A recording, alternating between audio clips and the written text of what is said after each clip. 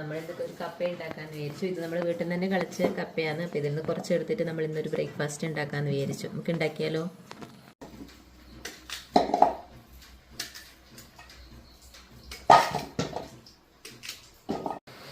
പിന്നെ അതായത് കട്ട് ചെയ്ത് വെച്ചിട്ടുണ്ട്. നമുക്കിതിലോട്ട് ഇനി ഉപ്പും മഞ്ഞൾപ്പൊടിയും ചേർത്തിട്ട് ഒന്ന് വേവിച്ചെടുക്കാം. കപ്പ ഇവിടെ വെന്ത് വന്നിട്ടുണ്ട്. ഇതിൻ്റെ വെള്ളം ഊറ്റിയിട്ട് നമുക്കൊന്നെടുക്കാം.